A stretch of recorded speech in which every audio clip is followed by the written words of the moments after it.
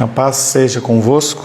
Louvamos a Deus por mais um dia de vida, por mais uma oportunidade que o Senhor nos dá de estarmos na sua casa, na sua presença, aprendendo um pouco mais do que Ele ordena, do que Ele comanda, para que nós possamos glorificar ao Senhor cada vez mais através das nossas vidas. Oremos. Senhor Deus, louvamos o Teu nome por mais um dia. Agradecemos ao Senhor, Pai querido, porque o Senhor é bom e a sua misericórdia dura para sempre. Agradecemos porque o Senhor tem, Pai querido, trazido aos nossos corações o desejo, a vontade, a fome e a sede do Senhor. E pedimos que nesta manhã Tu sejas conosco, nos instrua, Pai querido, para a glória, a honra e louvor do Teu nome. Oramos em nome de Jesus. Amém. Paz seja convosco. Amém. A você que está em casa porque não pôde vir, paz seja convosco. A você que está cansadinho demais para vir na casa do Senhor, também paz seja convosco. Quando nós deixamos de cultuar ao Senhor por conta de fatores humanos, não podemos esperar que a semana nossa seja uma semana tranquila. Nós não damos honra ao Senhor no dia dele. Você tem 6 dias para você fazer o que você quiser. Você tem 6 dias para você trabalhar. Você tem 6 dias para você se divertir em shows, aniversários. 6 dias. O Senhor, Ele não pede todos os dias da semana. Ele não pede que você esteja segunda, terça, quarta, quinta e sexta e sábado na igreja. Apesar que é bendito você estar na casa do Senhor mais dias. Mas nós não temos tantas atividades exatamente porque a palavra de Deus assim o determina. Mas você optou por ficar em casa. Que Deus tenha misericórdia da sua vida nessa semana por vir. Sim, eu estou pondo medo mesmo. Porque quando você se afasta do Senhor, quando você coloca outras prioridades ou dificuldades em vir à casa do Senhor, as coisas acontecem. Mas para vocês que realmente, por algum fator externo, não puderam estar aqui, que Deus possa realmente estar te abençoando com essa palavra, e ela seja uma palavra de conforto para você. Estamos meditando dentro do Catecismo de Westminster, nas perguntas.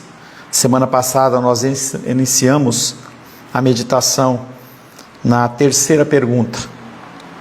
E nós trabalhamos que qual é a principal coisa que as Escrituras nos ensinam. Nós temos que entender as Escrituras. As Escrituras, elas existem para o nosso entendimento, o nosso crescimento, o nosso conhecimento. Se nós estamos a par das coisas que acontecem nas Escrituras, nós vamos saber como agir em relação ao que Deus ordena e comanda. Como, por exemplo, nessa pequena exortação que eu fiz em relação aos dias do Senhor. As pessoas, elas vivem conforme o seu desejo, conforme a sua vontade. E depois, quando as coisas acontecem durante a semana, as pessoas, elas ficam desesperadas. As pessoas, elas ficam questionando por que Deus não fez, por que não agiu. E a pergunta é, por que você não faz a sua parte? Por que a responsabilidade humana ela é colocada de lado? E isso acontece porque as pessoas, elas não conhecem as Escrituras. Se nós realmente conhecêssemos e nós dessemos crédito àquilo que é falado nas Escrituras, dificilmente nós tomaríamos decisões que não estão pautadas nas Escrituras. Mas qual é a coisa principal que ele nos ensina? Nos ensina que Deus é Espírito, que Ele é infinito, eterno, imutável em seu ser, sabedoria, poder, santidade, justiça, bondade e verdade. E começamos a fazer perguntas dentro dessas perguntas na semana passada. Perguntamos por que esta pergunta é tão fundamental para a alma do homem. Eu já respondi, se você não sabe o caminho que você deve trilhar, você vai trilhar o caminho segundo o seu coração. E provavelmente incorrerá em erro. Perguntamos também como podemos aceitar e conhecer plenamente essa verdade básica, única e exclusivamente através do Senhor, única e exclusivamente através do seu Espírito que nos traz o convencimento. Falamos também com que atitude devemos nos aproximar de Deus, e essa atitude é uma atitude de reverência. Um Deus que Ele é todo-poderoso, mas que Ele se relaciona conosco. Meditamos também no que significa a afirmação que Deus Ele é Espírito.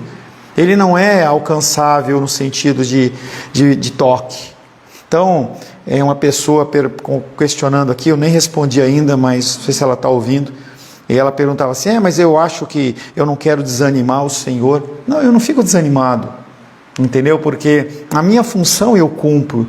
Se as pessoas elas quiserem resolver as coisas na força dos seus braços, e não ter a fé no seu coração para aguardar que Deus faça a obra, realmente as pessoas elas se desesperam. É o retrato do mundo de hoje, pessoas desesperadas.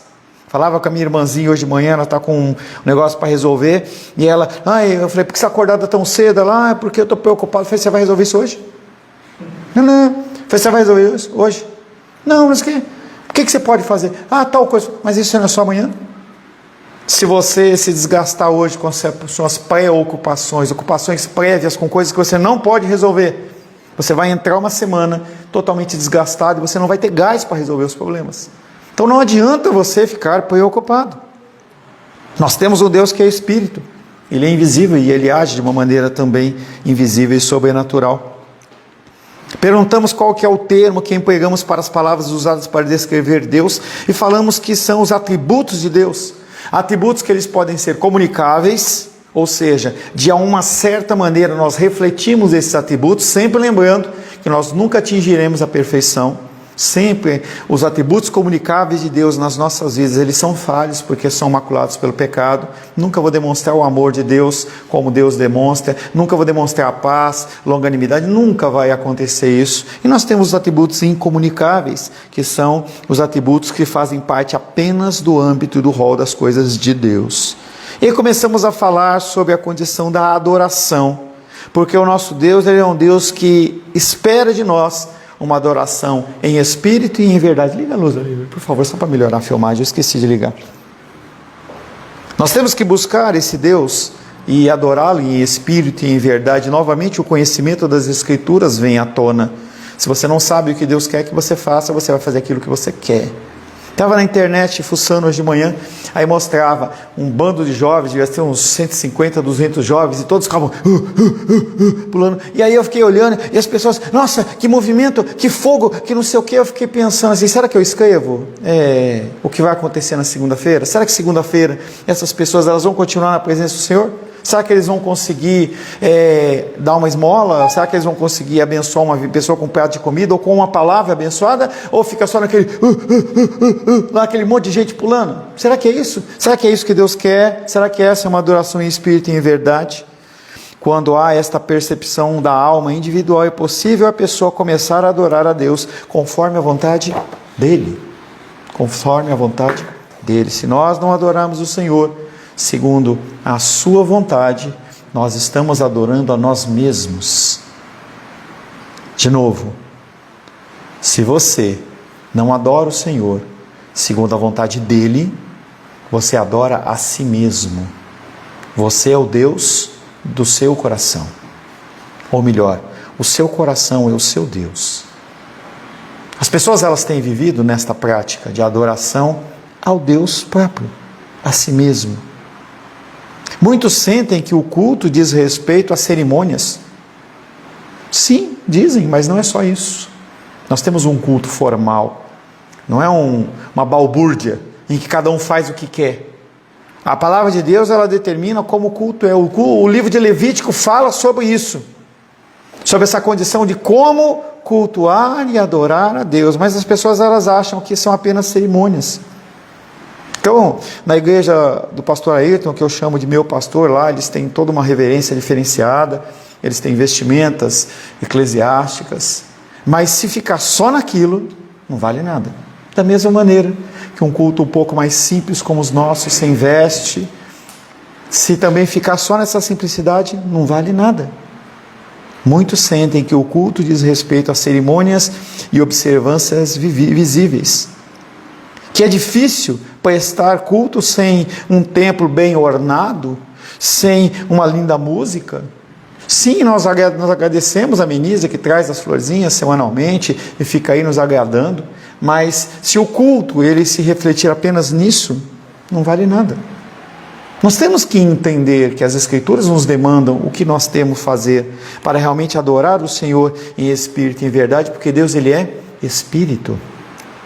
A nossa atitude para com o Deus onipotente e soberano deve ser de temor piedoso, obediência absoluta, resignação completa e profunda gratidão e alegria, e esse é um mix não só de emoções, mas também de emoções. Você tem que se movimentar e sentir o desejo de vir à casa do Senhor como algo que não pode deixar de fazer parte do seu dia. Para mim, arroz no alimento, ele é essencial. Essencial. Entendeu? É algo que... Entendeu? É como a carne da Menísia, né? A carne, né? Menísia postou lá um negócio lá, Casa da Carne. Eu fiquei querendo entender... Acho que todo... Hã? Santa Carne. Eu fiquei querendo entender o que ela queria postar e ela foi explicar, entendeu? Porque algumas coisas ela tem que ser desenhadas, né? Porque eu não entendi, né? As nossas emoções, você tem que ter na sua carne o desejo de adorar a Deus. Como o arroz que eu sinto falta. Então, quando não tenho, eu falo, oh, não tem um arroz. Entendeu? Não tenho arroz, foi algo que eu acostumei. Então a gente tem que olhar para esse prato e esse banquete espiritual da mesma maneira. Eu não posso deixar de ir da casa do Senhor. Eu não posso deixar de congregar com os irmãos. Eu não posso. É algo que é inerente da pessoa. O que te moveu, você que está presente aqui, o que te moveu a vir aqui, é exatamente esse sentimento. Porque se não é esse sentimento, você perdeu o seu tempo. Mas eu preciso ouvir a voz de Deus. Eu preciso estar diante de Deus. Eu preciso estar em comunhão com os meus irmãos. Para lá, naquele momento ali de 15 minutos, 10 minutos, estar ali, conversar lá embaixo, comer um pãozinho, tomar um suquinho, conversar, fazer uma piadinha. Eu preciso conviver com pessoas que são filhas de Deus. A semana inteira eu passo com pessoas que não professam o Evangelho. Cada vez mais as séries de televisão, os filmes falam sobre pessoas ateias, pessoas que confessam um outro Deus, que falam de uma sexualidade pervertida. Então, este é o meu momento. Se você não tem isso, se preocupe com a sua salvação. Porque nós vamos passar a eternidade juntos. Toda vez eu tenho começado a ter essa prática. E aí, como nós temos a faculdade lá, e nós estamos abrindo abrimos um polo no Maranhão, estamos abrindo um polo em Manaus, um polo em Limeira, e não, eu não vou deixar de vir para a igreja, não, eu vou continuar vindo, vou dar um jeito de voltar de madrugada e não vou faltar, porque eu preciso ver você. Pode ter uma exceção, mas eu preciso ver você. E aí aquelas pessoas, elas me ligam e falam, pastor, tal, quero informação. Aí eu falo assim, meu irmão, paz do Senhor, que bom conhecer mais uma pessoa que eu vou viver a eternidade. A pessoa ela fica chocada com isso. Mas é isso. Se a gente não desenvolver um relacionamento hoje, o que nós vamos fazer nos altos céus? André? Então, pastor, paz do Senhor a todos. Paz. Se eu não tivesse vindo para a escola do carro, hoje eu não teria ouvido essa palavra que eu acabei de ouvir. Hoje eu amanheci um daqueles dias terríveis de dor na coluna. Aquele domingo para levantar do trabalho. E eu falei, não, eu não vou para a igreja, eu vou ficar aqui, eu assisto online e tal. Mas depois me veio uma coisa assim, tão assim, forte, que eu falei assim, não é a mesma coisa. Eu preciso estar na igreja, eu preciso estar com os irmãos. Eu vou assim mesmo. Cheguei atrasado, mas eu vim dirigindo o carro, ouvindo louvores. E é uma necessidade que a gente sente... Assim, é uma coisa muito boa, apesar de que hoje eu poderia usar isso como argumento e falar, não vou porque eu estou muito ruim da coluna. Mas Deus me encheu de alegria e graças a Deus eu estou aqui. Porque eu senti a necessidade de estar na igreja. Que bom. Então, porque esse é o segundo degrau. Primeiro é porque eu preciso. Ou melhor, porque eu quero. E depois porque eu preciso. É uma atitude que beira até o egoísmo. Eu preciso. Eu não sei nem se pode usar a palavra egoísmo dentro do âmbito humano nesse aspecto, mas eu preciso, entendeu? Eu preciso estar diante das coisas do Senhor. Eu preciso. Muitas vezes eu olho para os cultos online, eu não sei se acaba sendo um facilitador para as pessoas faltarem, ou realmente que é uma bênção. Lá na igreja do pastor Ayrton, eles já cortaram o culto online. E eu tenho orado em relação a isso, orado. Eu tenho duas pessoas em especial uma, né, a nossa irmã Lourdes, que ela precisa de oração. Eu tenho conversado com ela, conversei essa semana, sofre bastante. E ela gostaria de estar aqui conosco. E aí eu conversava com ela falando das dificuldades físicas dela, e eu falava com ela assim: quando a gente tem saúde, a gente tem possibilidade de fazer tantas coisas e nós não fazemos, né? A gente não valoriza. É um acordar e eu tenho 2 pulmões, eu ouço, eu vejo, eu falo, e a gente não dá valor para isso. Mas numa situação como a que a nossa irmã está, ela falou: pastor, eu não consigo subir um degrau, eu quero levantar minha perna e eu não vou. E aí às vezes as pessoas elas ficam num contexto de eu não vou porque eu estou com isso, eu estou com aquilo e tal. Aí quando chega na segunda-feira, atividade normal.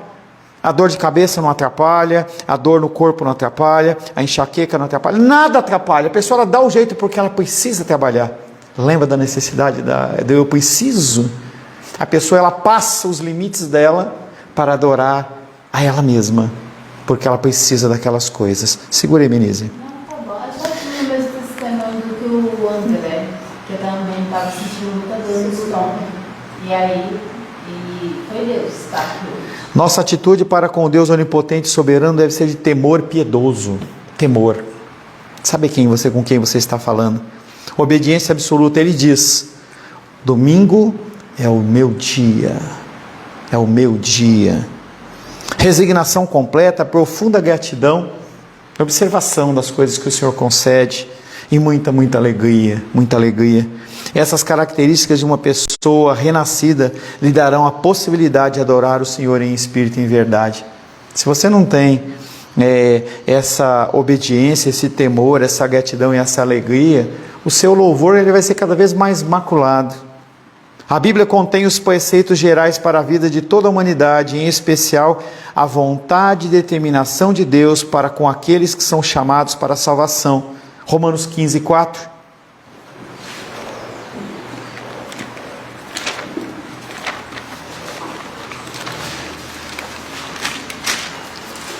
Eu, quando comecei esse estudo do catecismo, eu pensei bem em fazer uma pergunta por período, ou uma pergunta por dia, mas eu decidi claramente tirar o pé do acelerador, e nós não estamos aqui 100 metros rasos, mas nós estamos aqui numa jornada, então nós temos que realmente compartilhar esse tempo. Luísa, Romanos 15, 4, por favor. Pois tudo quanto outrora foi escrito para o nosso ensino, foi escrito a fim de que, pela paciência e pela consolação das Escrituras, tenhamos esperança. Pois tudo quanto outrora foi escrito para o nosso ensino, foi escrito a fim de que pela paciência por quê? Porque nós temos um Deus invisível, que age de uma forma invisível, e pela consolação das Escrituras nós tenhamos esperança. E aí quando eu falava pela manhã com a minha irmã, eu falava assim: leia o Salmo 23 até você decorar, até você entender que o Senhor é seu pastor e nada te faltará. Deus interveio na história da humanidade e separou um povo. Esse povo é representado no Antigo Testamento, primeiramente pelos hebreus, depois eles mudam o nome para israelitas, depois para judeus, e aí tem aquela mistura de nomes lá, que tem origem em Abraão. E na vinda de Cristo, esse povo se torna a igreja de Deus, composta de pessoas de todas as raças, tribos, povos e nações. E aí alcança a minha pessoa e alcança a sua pessoa. Através de Cristo, nós fazemos parte desse povo que pode sim adorar o Senhor em espírito e em verdade. A Bíblia não é um livro sobre moralidade apenas. Também não é um livro sobre ética ou dogmas apenas.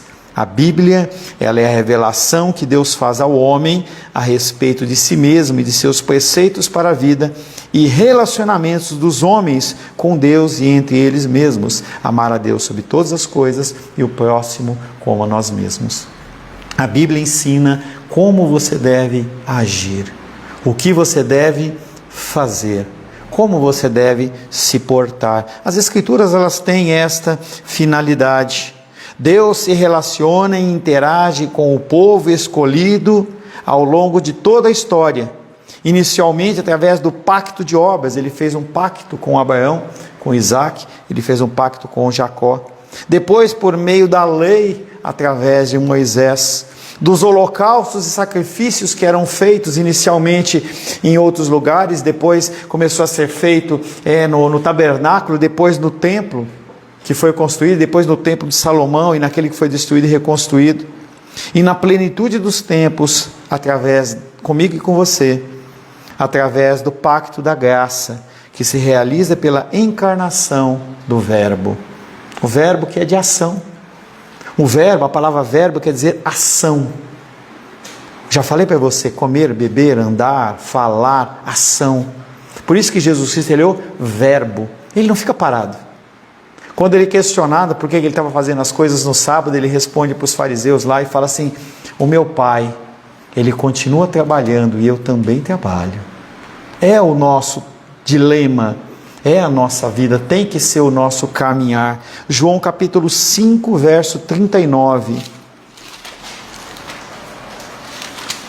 João capítulo 5, verso 39. Eu estou repetindo os versículos porque como eu estou com o microfone agora, então as pessoas que estão lá, elas não ouvem muitas vezes o que você está falando. Então, no louvor, quando nós cantamos, a Diene postou lá: poxa, eu não estou ouvindo, a igreja não tem ninguém, isso para você, né? E aí eu expliquei para ela que como nós estamos com esse microfone que foi doado por duas irmãs lá da Bahia, que são aconselhadas, para melhorar o áudio final, então as pessoas elas não conseguem ouvir você, a menos que você fale bem alto. Rosângela? Examinais as Escrituras, porque julgais ter nelas a vida eterna, e são elas mesmas que testificam de mim. Examinais. Todos já fomos no médico. Talvez já fomos num médico em que o médico nem olha para os seus olhos. Você entra, você fala para o médico: boa tarde, doutor. Ele no máximo ele faz dá aquela resmungada. E aí ele pergunta o que você tem, e você, enquanto você está sentando, você fala: eu estou com dor de cabeça, ele já te dá uma receita e você já vai embora. Será que o examinar é isso? Todas as vezes que eu faço consultas com a nossa irmã Shirley, ela fala assim: eu preciso de um tempo para examinar, ver direito, não é de qualquer jeito. Então nós temos que entender que as Escrituras devem ser examinadas. E ele fala: examinai as Escrituras, porque julgais ter nelas a vida eterna. E aí eu vou mudar um pouquinho o entendimento, só para você pegar o que eu estou pensando. Examinai as Escrituras, se vocês julgam ter nelas a vida eterna. Porque se você acha que a coisa é importante, você vai prestar atenção. Agora, se você acha que não, se você realmente, que as Escrituras não tem nada a ver com a vida eterna, é mais um texto, é mais um livro. Eu vejo a minha filha lá lendo os mangás dela, é mais um mangá. É mais uma noticiazinha do Facebook que você lê.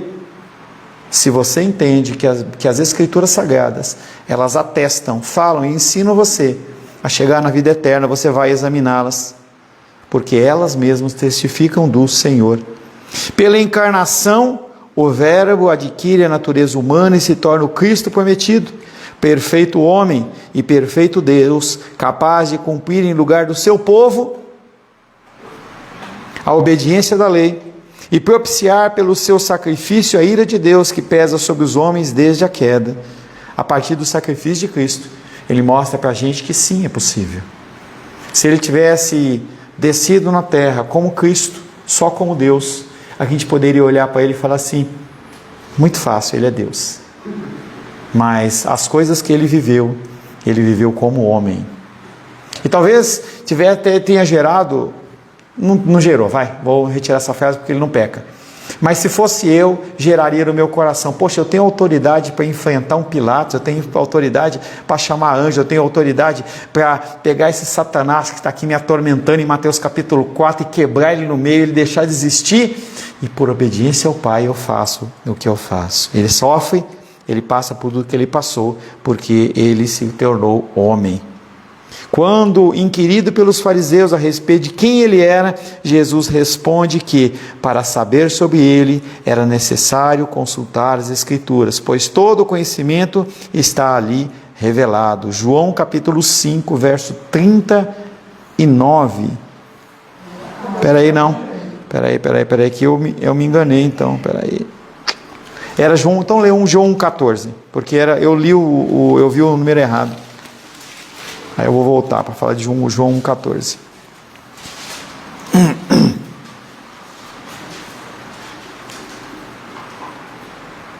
Shirley, por favor. João capítulo 1, verso 14. Eu troquei os versículos.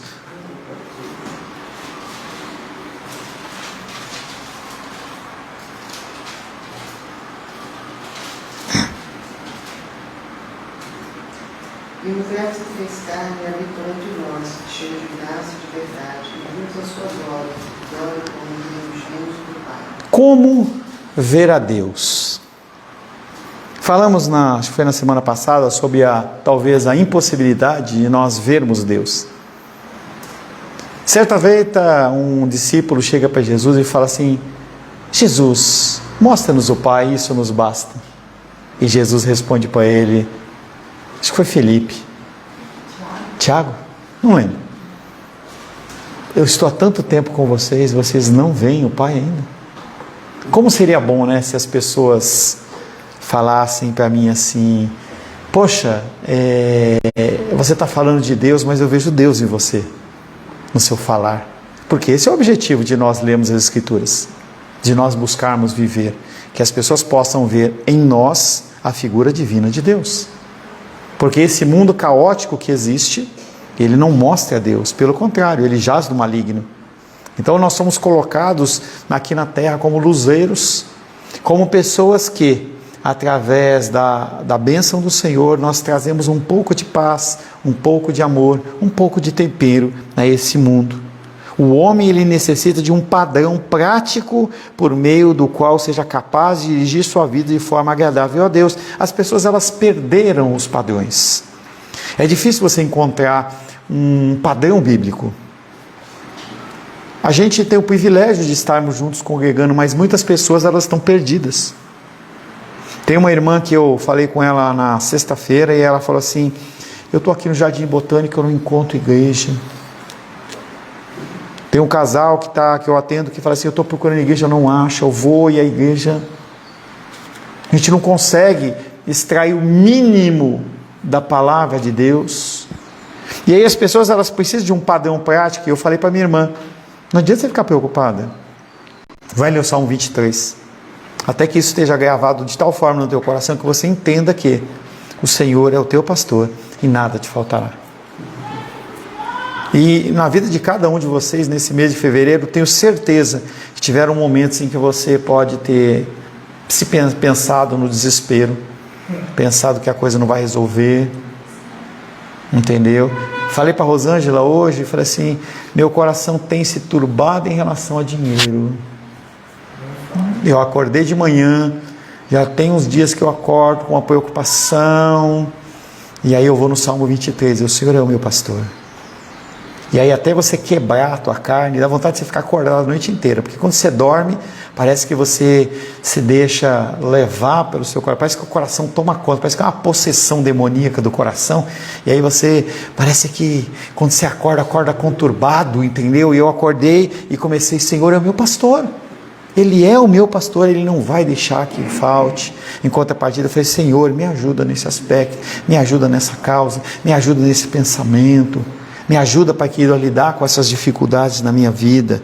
Nós temos que estabelecer este padrão, que é um padrão de confiar em Deus, de adorar a Ele na nossa confiança. Quando você confia em Deus, você o está adorando em espírito e em verdade.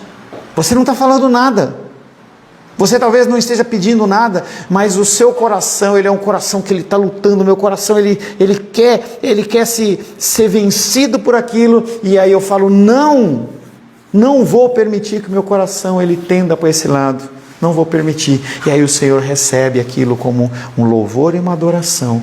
As nossas ações, as nossas omissões, os nossos pensamentos podem não ser vistas por homens, Pode ser que você não seja uma pessoa que tenha trazido o alimento, você não traga isso, não faça aquilo outro. Inclusive, ninguém trouxe nada hoje, nem eu, para colocar lá para o pessoal da favela. Mas quando nós demonstramos ao Senhor a confiança na sua palavra, o nome dele é glorificado. Menísia? Não, que uma vez eu ouvi, né, uma metade assim, da frase, falando que quando fala o Senhor é meu pastor e nada me faltará, porque tem uma tradução de que não é que nada me faltará, mas é que o Senhor não vai me faltar. Não sei, está na Bíblia isso? Eu vi sim, dessa questão de transferência. Alguém tem na Bíblia de vocês alguma coisa sobre isso, diferente de nada faltará? Ou como é que está a sua aí? Salmo 23. Na minha está: o Senhor é meu pastor e nada me faltará. Nada do que é necessário. E aí, se é ou se não é, não sei me dizer, Melise. Não sei dizer. Eu tenho certeza que o Senhor, ele é meu pastor e nada me faltará. O que consideramos bom ou mal apenas pelos sentimentos e experiências significa apenas o que nos agrada ou nos desagrada. Aquilo que você passa de lutas e dificuldades, ele tem a ver com aquilo que te agrada e desagrada. Experiências são isso, é isso. Experiência é você esperar algo que aconteça e isso não acontece, e aquilo te trazer agrado ou desagrado. Isso tem a ver com experiências.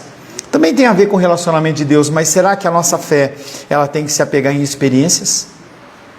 Será que eu tenho que me apegar a Deus quando a igreja está cheia ou quando ela está vazia? Quando eu tenho dinheiro ou quando eu não tenho dinheiro? Quando eu tenho saúde ou quando eu não tenho saúde? Quando eu tenho problemas ou quando eu não tenho problemas? Isso são experiências. Acompanhei o André nesses últimos 15 dias aí, que o caminhão dele quebrou e tal, entendeu? Se o André, ele fixar a esperança dele em ter o caminhão dele funcionando, fé vazia, porque uma hora vai quebrar de novo. Se os meus queridos que trabalham com venda de flores achar que se vendeu 100 botões numa noite, ou 10 ou 50, é o que vai definir a fé deles, é uma fé experiencial. Quando a coisa dá errada, e vai dar errada, porque a probabilidade de dar coisas erradas é muito maior do que dar certa. Por quê? Porque nós vivemos num mundo pecaminoso, nós vivemos num mundo de caos, em que só não são quebradas as leis de Deus, mas o resto é tudo quebrado, tudo é quebrado. Se nós colocarmos a nossa confiança naquilo que nós vemos, nós não vamos conseguir trilhar os caminhos. O Alice? Não, estava conversando ontem com o meu vendedor, inclusive, sobre isso, né? Ele desceu para poder vender em um bar e estava passando um jogo com o Flamengo. E o cara estava ajoelhado no chão, chorando por causa do time. Aí ele, cara, por que as pessoas fazem isso? É time de futebol. Eu peguei e falei, o ser humano em si, por natureza, ele tem uma necessidade de adoração. Se você não adorar o time de futebol, você vai adorar o seu carro, tem gente que adora a sua esposa, tem gente que adora a sua casa, tem gente que adora videogame, televisão. E todas essas outras coisas que a gente adora vão nos frustrar. Só não Deus. E Deus é o único formato perfeito que se encaixa no nosso coração para suprir por completo o nosso coração. É igual você tentar pegar um quadrado e tentar enfiar no formato de estrela. Não vai encaixar, mas cedo ou mais tarde você vai se frustrar. Seu time vai perder, seu carro vai quebrar, seu negócio pode fracassar, seu videogame pode queimar. Só que Deus é o único que não te desampara e não te abandona, porque Ele é perfeito. E Ele abrange todas as áreas e todas as categorias do nosso ser. Um dos exemplos mais legais que eu vejo dentro do nosso contexto humano é aquele, acho que é o hino mais perto que está, que eu já comentei com vocês, em que aquele homem missionário, fazendo a obra de Deus, sai da sua terra, vai para uma região distante, preparar o local para receber os seus familiares, sua esposa e seus filhos.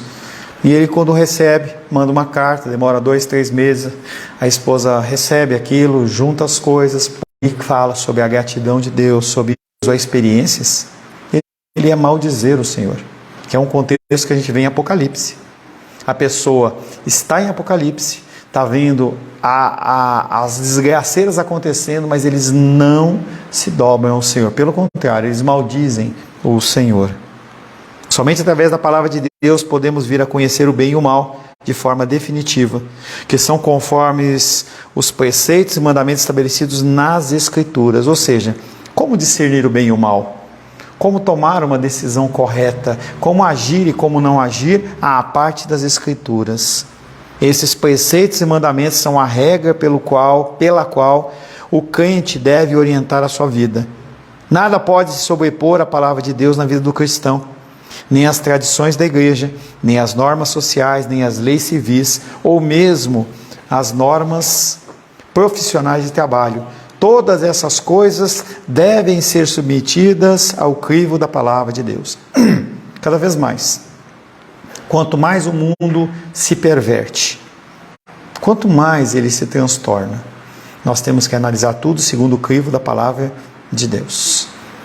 Ela está acima de tudo. Acima de tudo. Levítico 18:4. Menise, por favor.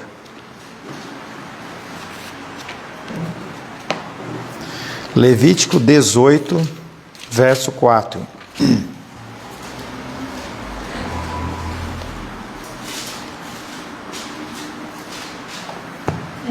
Farei segundo os meus juízos, e os meus estatutos guardareis, para andares neles. Eu sou o Senhor vosso Deus.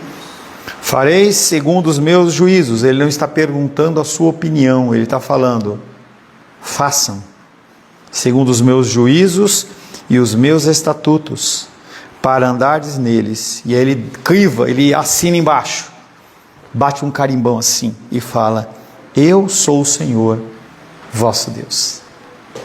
Não poderia ser uma coisa mais forte, mais emblemática do que o nosso Deus dizendo: quem está mandando sou eu.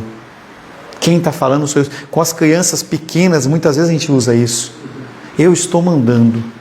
Quando a minha filha era pequena, poucas vezes, mas ela questionava e falava assim: mas por quê? Porque eu estou mandando. Acabou a conversa. Eu sou o Senhor vosso Deus. Você quer falar, Shirley? Não sei se você fez sinal que você ia falar alguma coisa. Não? Mas já que você não acho mais interessante. Eu já quis participar aqui várias vezes, mas estou evitando polêmica. Mas eu acho muito interessante o que vem antes mesmo no início, né? Que ele fala: portanto, os meus estatutos, os meus juízos guardareis. Aqui é onde está o cerne que você diz saber, e no clima da palavra de Deus, qual é a ética.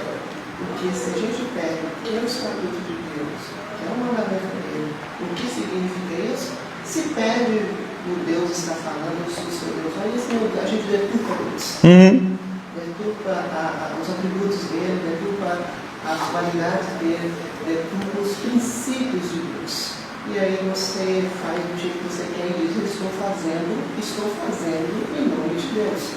Que é o que a gente vê na igreja hoje. A igreja hoje está constituída com uma política, a igreja hoje tem um discurso de medo, a converter cristãos a adorar políticos e políticas. Isso está muito forte no Brasil, e não há discussão sobre isso. Claro, senão estaria alheio à situação do país. Então, a igreja hoje prega medo, ela prega a ansiedade. A igreja hoje diz para os seus filhos: olha, vai acontecer isso se tal pessoa estiver no governo daqui a 1 mês, daqui a 6 meses, e as pessoas estão vivendo medos, perdidos os estatutos do Senhor. A igreja está prostituída com a política hoje, fortemente. Então, tudo isso que você está falando de nós seguirmos a Deus, servirmos a Deus dentro dos estatutos dele, porque ele é o nosso Deus.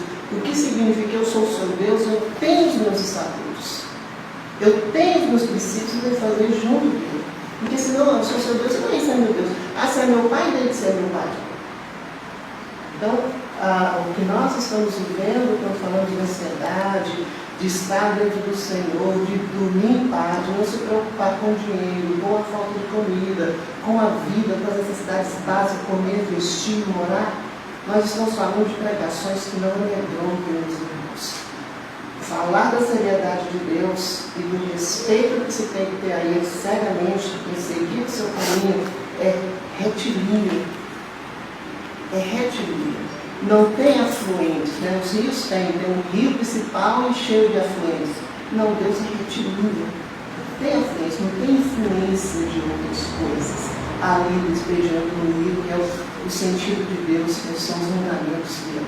Então, quando a gente prega, amedronta, Isso é para mim um dos principais fatores hoje que deixam os cristãos temerosos. Aí quando você fala, a moça na vida botânica não tem igreja. Não está tendo igreja no mundo, não está tendo irmãos, a igreja não é um templo. Você vai nos meios mais comuns, no meio de trabalho, num restaurante, em qualquer lugar você não encontra cristão. Você não encontra cristão, não está muito difícil você encontrar alguém que você vai falar, eu vejo Deus em você. Esse cara que estava ajoelhado lá, adorando o Flamengo. Flamengo, eu não estava adorando o Flamengo, ele estava ajoelhado, ele estava adorando a ele mesmo. Sim. Ele está todo se lixando para o Flamengo. O Flamengo é um objeto que ele usa para suprir, talvez, para fugir da família, para ter o que fazer, para ter um momento social. Ele estava ali diante da dor dele, da frustração de ter um menino mimado. Eu quero que você ganhe. Para isso é que eu compro a sua camisa, para isso que eu faço. É para você me dar a satisfação do que eu quero aqui no meu coração. Então ele estava diante dele, o ser humano diante dele mesmo, adorando ele mesmo, e muito claro. Então, e o papel da igreja é esse, é parar de amedrontar os cristãos, porque essa ansiedade, todo esse discurso vai. Não sei se eu falei demais, não sei se... Não, mas é aquilo que eu falei no começo quando eu li aquele versículo. Nós temos que desenvolver em Deus um temor piedoso. Temor é diferente de medo. A fé no Senhor afasta-nos de todo o medo. O temor do Senhor nos aproxima com reverência. Essa falta de reverência, a falta de conhecimento que faz com que homens amedrontem homens. Que é a condição, por exemplo, que a gente vê nas igrejas quando se fala de dízimo de ofertas. Olha, se você não der, o gafanhoto vai pegar, vai acontecer isso, vai acontecer aquilo, e a pessoa ela acha que ela está adorando a Deus, que ela está fazendo o que Deus está querendo, e Deus não está pedindo aquilo para ela. A Escritura ela foi inspirada por Deus através do Espírito, a gente não pode esquecer isso. Deus ele inspirou homens através do Espírito Santo. Todas as situações familiares, culturais, históricas e geográficas, assim como a personalidade e individualidade de cada um dos homens e mulheres de Deus, dos escritores bíblicos, foram determinadas na eternidade. Não é algo que aconteceu. Vamos unidunité, quem que vai falar? Não. As coisas elas foram predeterminadas pelo nosso Deus. As coisas aconteceram de uma forma programada pelo Senhor durante toda a eternidade. Nós temos que entender esta condição. Os profetas nasceram no tempo previsto, de forma a conduzir a história e revelar a vontade de Deus àqueles que foram destinados a receber essa revelação. Não foi algo que aconteceu à revelia. Não tinha outro, era aquela pessoa. Jeremias capítulo 1, verso 5.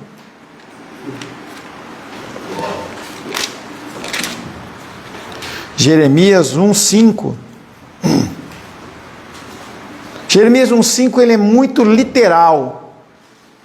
Menise, já leu? Já.